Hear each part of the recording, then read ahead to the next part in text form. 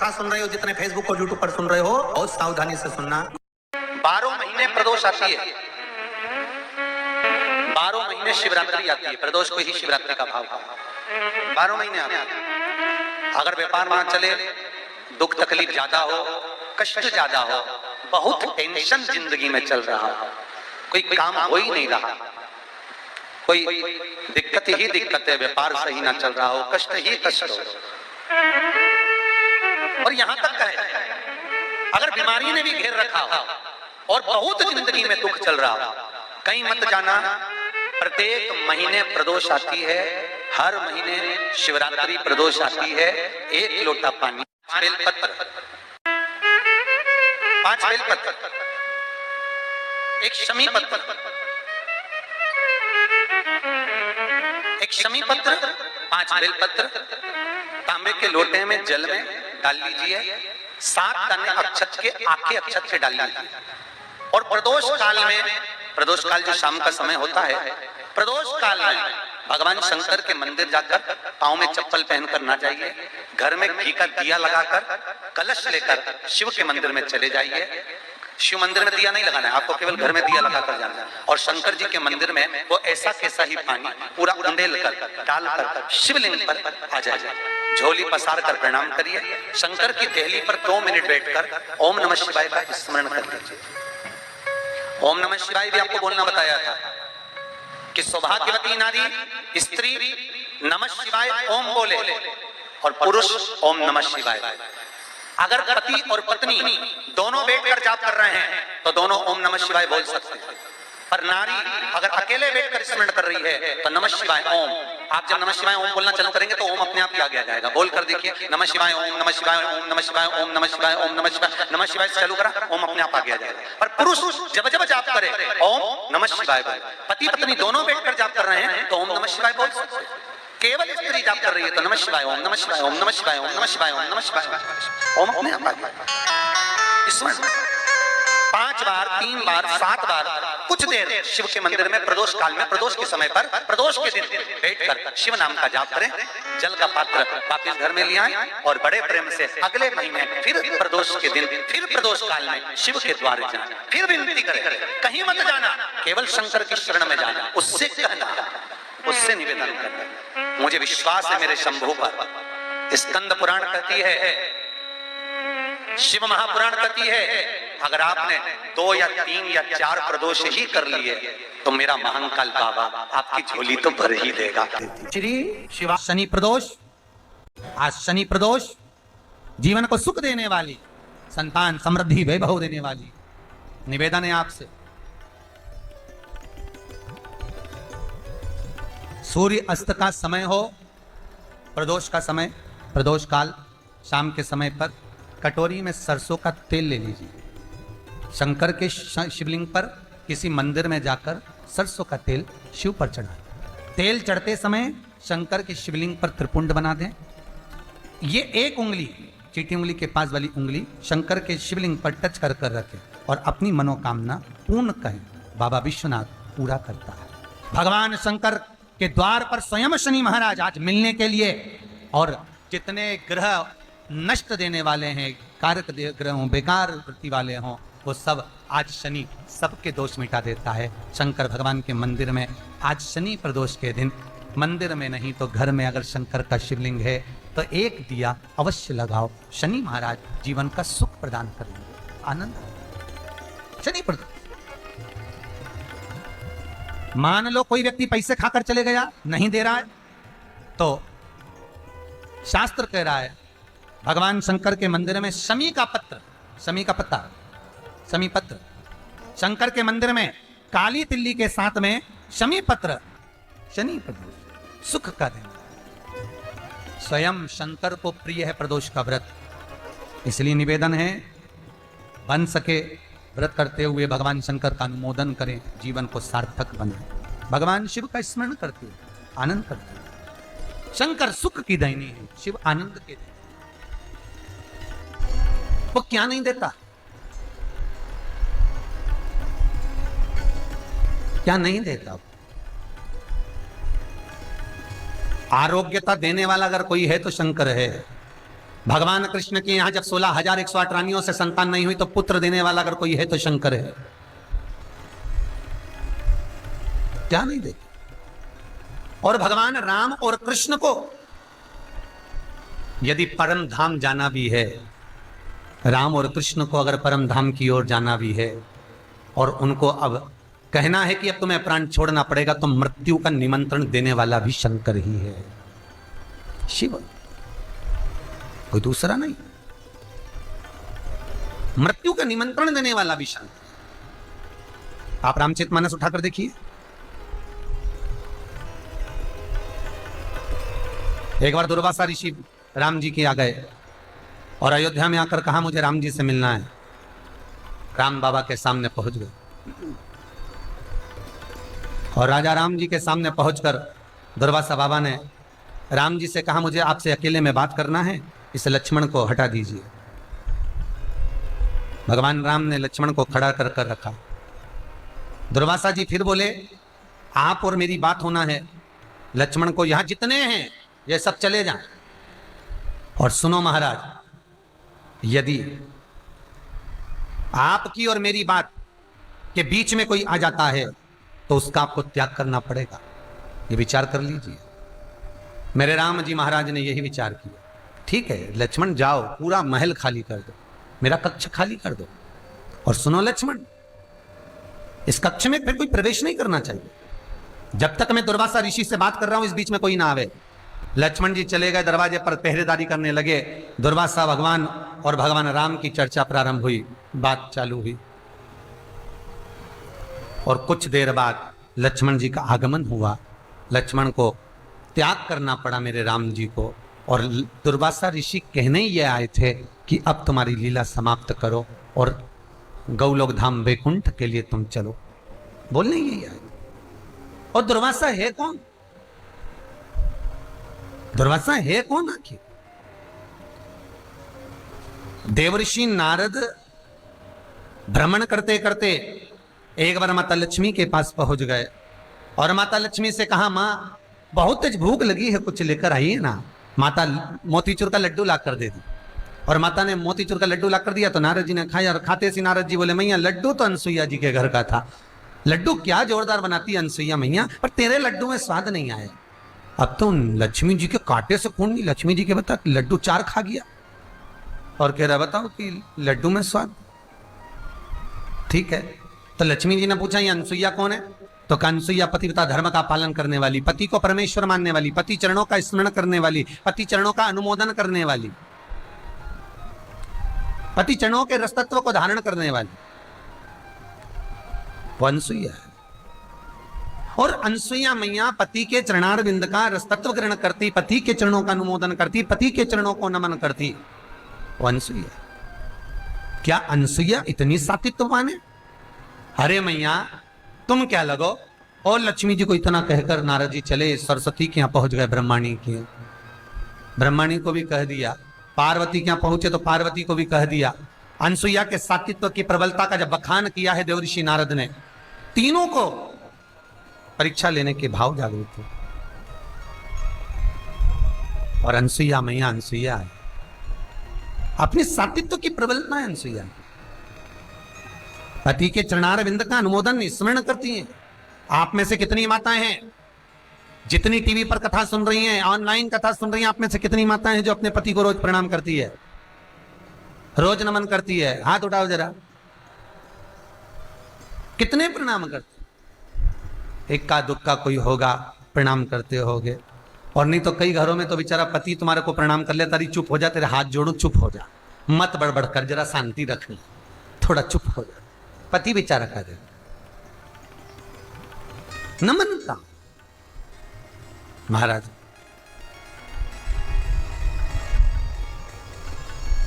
अब अनसुईया मैया पतिव्रता धर्म का पालन करने वाली, पति को परमेश्वर मानने वाली, पति चरणारविंद का अनुमोदन करने वाली, और तीनों देवियों ने अपने अपने पतियों से कह दिया। लक्ष्मी ने भगवान विष्णु से, ब्रह्माणी ने ब्रह्मा से, पार्वती ने शिव से कहा जाकर परीक्षा लीजिए और नग्न अवस्था में परीक्षा लेना।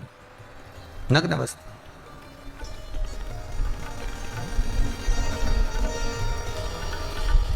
जाओ, चले ब्रह्मा विष्णु महेश ने जाकर आवाज लगाई, माता भिक्षाम देई, माता भिक्षाम देई। जैसे ही भिक्षा के लिए आवाज लगाई, अनसुईया जी बाहर आए। बाबा ये लो। तीनों देवता जो ब्राह्मण के रूप में थे, उन्होंने कहा भिक्षा ऐसे नहीं लेते, वस्त्र उतर कर आओ, नग्न अवस्था में आओ। अनसुईया जी कहती हैं, बाबा किसी पर पुरुष के आगे नारी कैसे वस्त्र विहीन आ सकती है? बाबा कहते हैं, माता भिक्षा तो हम ऐसे ही लेंगे, अगर आप भिक्षा नहीं दोगी तो हम भूखे रह जाएंगे और हमारे भूखे रहने का दोष आपको लगेगा, भिक्षा दीजिए। अनसुईया जी अंदर गई, आंत ऋषि के कमंडल का जल लेकर आई। अगर मेरा सात्वित्व पक्का है, मैंने पति की सेवा परमेश्वर मानकर करी है, तो ये तीनों की तीनों बच्चे हो जाएं, बालक हो जाएं। और जल छोड़ दिया और ब्रह्मा विष्णु महेश 1.5 महीने के हो गए और छोटे छोटे होकर अनसुईया जी ने गोदी में उठा लिया, उनकी झोली में थोड़ा थोड़ा सा अनाज दे दिया, विश्वकर्मा जी का ध्यान करा, पलना बनवाया चंदन का, रेशम की डोरी लगाई और अनसुईया जी उनको झुला रही थी। इतने में अंत ऋषि आ गए और अंत ऋषि ने आकर पूछा, अनसुईया ये किनके बच्चे? अनसुईया जी कहती, महाराज सब अपने। अंत ऋषि बोले, अभी स्नान करने गया था तो एक भी नहीं था। अनसुईया जी बोली, भगवान जब देता है तो छप्पर फाड़ कर देता है। अरे अनसुईया बताना ये बच्चे कहां से लाई है? अनसुईया जी ने सारा चरित्र सुना दिया। अंत ऋषि भी खुश हो गए, घर में 3-3 बच्चे आ गए। अब अनसुईया जी के यहाँ तो आनंद था, रोज नया नया आनंद। चिंता उनको लग गई। लक्ष्मी ने पार्वती से पूछा, तेरा आया क्या? ब्रह्माणी ने नहीं। तीनों देवियों ने एक जगह पर इकट्ठी हो गई, वहीं से देव ऋषि नारद निकलकर जा रहे थे। श्रीमन नारद, देव ऋषि नारद निकलकर, और नारद जी ने बड़े मीठे स्वर में निकलकर जा रहे थे। श्रीमन नारायण कहते कहते लक्ष्मी जी ने बड़े मीठे स्वर में आवाज लगाई, बेटा नारद, ओ बेटा नारद। नारद जी को लगा आज मैया कितना मीठा बोल रही है, कितना मीठा। और जब माताएं मीठा बोलती है तो समझ लो कि कुछ तो चाहिए। जब माताएं बोले ए जी तो तुरंत खसक लो जी, नहीं तो 500 गया जी, ये पक्का है। आज मैया बड़ा मीठा बोल रही है। बोलो माँ क्या चाहिए? लक्ष्मी जी बोली, तूने कहीं नारायण को देखा? हाँ मैया। अनसुईया जी क्या पलना में झूल रहे हैं? पलना में झूल रहे हैं? तो पागल हो गया, मूर्ख हो गया, चल निकल यहां से। अब लक्ष्मी जी ने तो देव ऋषि नारद को भगाया। इतने में ब्रह्माणी ने पूछा तो कहा, पलना में झूल रहे हैं। पार्वती पूछती है, मेरे पति को तो कोई किडनैप भी नहीं कर सकता, मेरे पति को तो कोई पकड़ भी नहीं सकता, बोल नारद मेरे पति कहाँ हैं? नारद जी बोले, पलने में झूल रहे हैं। जैसे ही सुना, देव ऋषि नारद के सम्मुख में तीनों देवियां खड़ी होकर पूछती, हम हमारे पति को कैसे लेकर आए? नारद जी बोले, जैसे तुम्हारे पति मांगने गए थे ऐसे तुम भी चली जाओ। तीनों देवियों ने ब्राह्मण की स्त्री का रूप बनाया, तीनों एक जैसी तैयार होकर दरवाजे पर पहुंच गई। दरवाजा बंद था, आवाज लगाई, माता भिक्षाम देहि। और आवाज लगाने वाली कोई दूसरी नहीं थी। लक्ष्मी जी कहती है, मैं राजरानी, मैं पटरानी, में किसी के यहां भीख नहीं मांगूंगी। ब्रह्माणी कहती है, मैं सरस्वती किसी के दरवाजे पर भिक्षा नहीं मांगूंगी। पार्वती जी कहती है, मेरी दौलत तो मेरा पति है, मैं मांगूंगी चलो। और पार्वती ने, दरवाजा बंद था और आवाज लगाई, माता भिक्षाम देहि। जैसे ही पार्वती जी ने आवाज लगाई, बीच में शंकर जी सोए थे पलने में, इधर विष्णु इधर ब्रह्मा। शंकर भगवान ने दोनों कोनी मार कर कहा, मेरी तो आ गई, मेरी तो आ गई। भगवान विष्णु और ब्रह्मा बोले, अकेले मत जाना प्रभु, जाएंगे तो तीनों साथ जाएंगे। शंकर भगवान से पूछा, आप कैसे पहचान गए कि पार्वती आ गई? भगवान शंकर बोले, मैं पार्वती की आवाज सुन लेता हूं, समझ जाता हूं कि मेरी है। आज भी एक पति और पत्नी को हजारों जनता के बीच में पंडाल में बिठा दो तो पहचान जाएंगे कि भेरू कहां बैठा है और जगदम्बा कहां बैठी, तुरंत पहचान। कहीं पर भी बिठा दो आप पहचान। अनसुईया जी ने दरवाजा खोला। जब भगवान रोना प्रारंभ करे तो अनसुईया जी दरवाजा खोली, बाहर आई। और बाहर आकर अनसुईया जी ने जैसे ही देखा, क्या चाहिए तुमको? माता भिक्षा। भिक्षा में क्या चाहिए तुमको? माता अंदर जो सो रहे हैं पलने में वो हमारे पति, हमें दे दीजिए। आइए पधारो।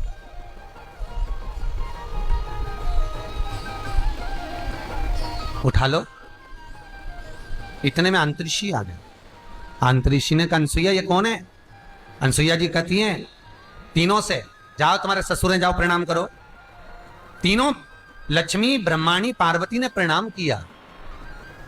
अंतरिक्षी ने अनसुईया का हाथ पकड़कर बोला, री अनसुईया बेटे तित्ते से और बहू लियाई साथ साथ हाथ की।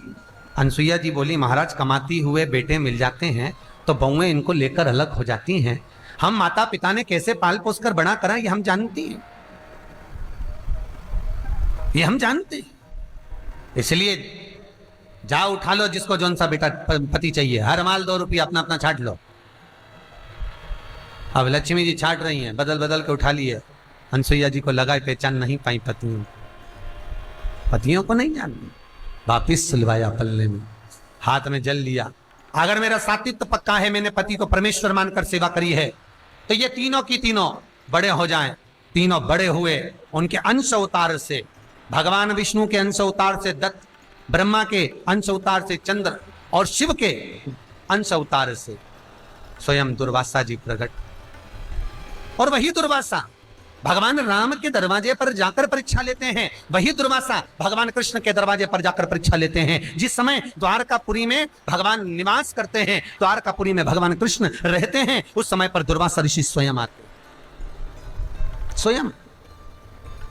और दुर्वासा ऋषि ने आकर आवाज लगाई, कोई मुझे मेहमान रख लो, कोई मुझे मेहमान रख लो। और देखो भाई, मेहमान भी उसको रखा जाता है जो मन का अच्छा हो, जो मन का ठीक हो, जिसके भीतर कपट ना हो, जिसके भीतर छल ना हो, जिसके भीतर प्रपंच ना हो। और जिस मेहमान के भीतर कपट, छल, अहंकार, क्रोध सब भरा रहता है, वो मेहमान सुभाता ही नहीं। दुर्वासा बाबा मेहमान बनकर द्वारकाधीश के यहां पहुंच गए। कोई मेहमान नहीं रख रहा, आवाज लगा रहे हैं मुझे मेहमान रख लो। कोई तो रखो, जिसको क्रोध आए उसको कौन रखे? कोई ने नहीं रखा, द्वारकाधीश ने रखा, मेरे यहां मेहमानी करो। दुर्वासा जी बोले, कृष्ण सुन ले, अगर मुझे क्रोध आ गया तो भगवान कहते आने नहीं दूंगा, रहिए मेरे यहाँ। एक कुटिया बना दी, उसमें दुर्वासा जी रहे।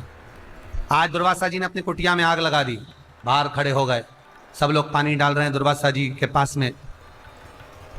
भगवान कृष्ण ने आकर पूछा, ये कुटिया में आग किसने लगाई? दुर्वासा जी की। दुर्वासा जी भगवान कृष्ण की पीठ ठोक कर कहते मैंने लगाई। भगवान कृष्ण बोले, तुम्हारे घर में तुमने आग लगा दी? दुर्वासा जी बोले, मन मेरा, मैं तो मेहमान, और मेहमान तो आग भी लगा सकता। नहीं नहीं, ये ठीक नहीं करा है। दुर्वासा जी बोले, कृष्ण आग लगी अपनी जगह पर, मुझे खीर खाना है, जल्दी ला। और भगवान कृष्ण ने उसी समय रुक्मणी जी से कहा, जल्दी खीर लेकर आ। रुक्मणी जी खीर लेकर आई। रुक्मणी जी ने खीर भगवान दुर्वासा जी को दी। दुर्वासा जी ने खीर खाकर आधी खीर कृष्ण पर फेंक दी। भगवान कृष्ण के पूरे शरीर पर कहा खीर मल ले, और भगवान कृष्ण ने पूरे शरीर पर खीर मली। इतने में रुक्मणी जी हंस दी, और रखो ऐसा मेहमान जो तुम्हारी इज्जत ही नहीं करे, भगा दो इसको। इतने में तो दुर्वासा ऋषि को क्रोध आ गया,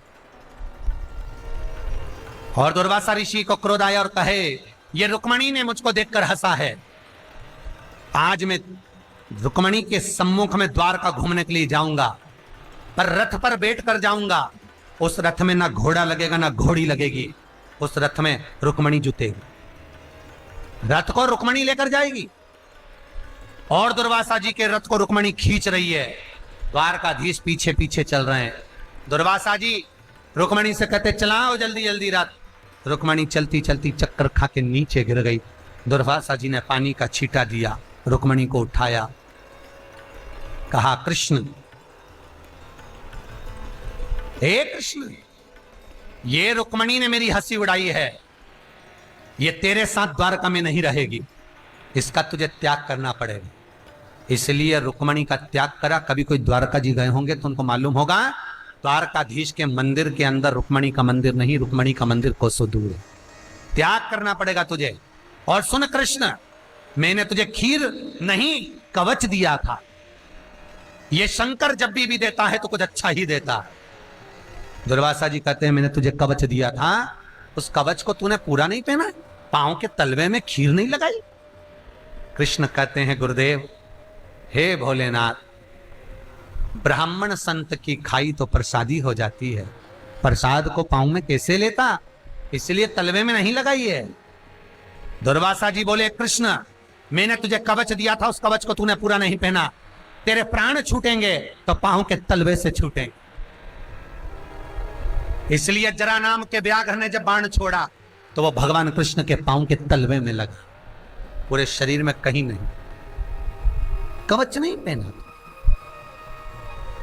कवच धारण नहीं करा। महाराज दुर्वासा जी का अवतार ही शंकर का है। अगर जन्म देने वाला है तो शिव है, और मृत्यु देने वाला भी है तो शंकर ही है। जन्म, मरण और परण, ये तीन शंकर के हाथ।